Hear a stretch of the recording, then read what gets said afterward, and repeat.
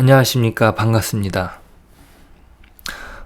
오늘 야곱은 요셉의 아들들을 축복합니다. 야곱이 살아온 인생의 모두는 하나님의 기적으로 충만했다라고 말해도 부족하지 않을 것입니다. 하나님께서 주시는 복으로 충만한 삶이었죠. 그런데 사실은 그가 항복하는 삶이었습니다. 어떻게 그가 요셉을 만날 수 있었겠습니까? 우리가 살펴보았지만 끝까지 끌어안았던 그 베냐민을 보내면서이지 않습니까? 그는 베냐민을 보내고 싶지 않았습니다. 왜냐하면 요셉과 똑같이 해를 당할까봐 걱정이 앞섰던 것이죠. 자, 그런데 하나님이 허락하신 기근이 아니었다면 야곱도 포기하지 않았을 것입니다. 그가 만난 하나님의 기적은 자기를 포기하게 만드는 것이요, 하나님만 의지하도록 이끌었던 것입니다. 자, 오늘 그런 기적의 중심적인 내용이 등장합니다. 요셉은 자신의 두 아들이 적절한 축복을 받게끔 야곱 앞에 배치합니다. 그가 할 수 있는 그 방법을 동원하는 것이죠. 그는 므낫세를 자신의 왼쪽 편에 앉히고 맞은편에 있는 아버지 야곱이 오른손으로 그에게 축복하게끔 합니다. 반대로 야곱의 왼손이 동생인 에브라임에게 가게 합니다. 본문은 14절의 기록처럼 야곱이 그것을 엇바꾸었다고 기록합니다. 손을 바꾸어서 축복을 했습니다. 무슨 이유로 그렇게 했는지 우리는 알지 못합니다.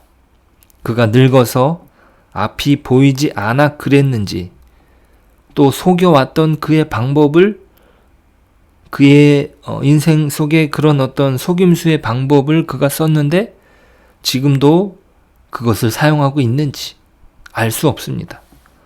왜냐하면 본문은 그 이유를 설명하지 않기 때문이죠. 본문 자체가 설명을 허락하고 있지 않습니다. 단지 그런 일이 있었다고 기록할 뿐입니다. 자, 여기에 대하여 요셉은 간섭하려고 듭니다. 17절입니다. 요셉이 그 아버지가 오른손을 에브라임의 머리에 얹은 것을 보고 기뻐하지 아니하여 아버지의 손을 들어 에브라임의 머리에서 므낫세의 머리로 옮기고자 하여. 자, 요셉은 아버지가 잘못 얹은 것이라 생각했던 것이죠. 그래서 하지만 야곱은 분명히 말합니다. 나도 안다. 내 아들아, 나도 안다. 자신이 어떻게 축복하고 있는지 확신하고 있습니다. 아마도 그것은 그가 마음대로 결정한 것이 아니라 그 축복을 주관하시는 분에 의해 압도당하고 있는 것입니다. 자, 여기에서 축복을 주도하시는 분은 야곱이 아니라 보이지 않는 하나님이시기 때문이죠. 야곱의 행동은 하나님의 신비로운 방식을 뜻합니다.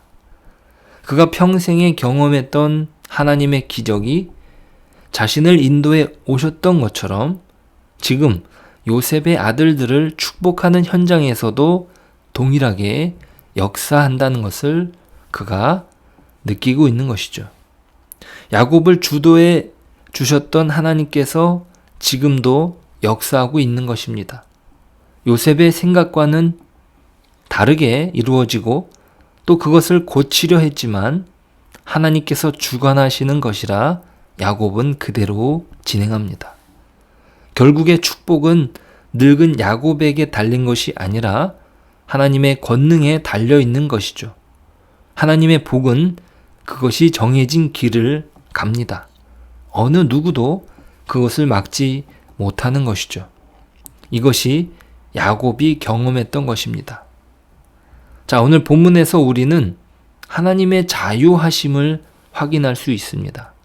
하나님은 자신의 의도로 야곱에게 엇바꾸어 축복을 베푸시게 하십니다. 요셉은 그 의도를 바꾸려고 했어도 야곱은 기꺼이 자신을 맡겨드립니다. 인간적인 순서인 장자권을 하나님께서 의도적으로 엎으십니다. 므낫세가 가지고 있는 장남의 권리도 무시되고 있는 것이죠.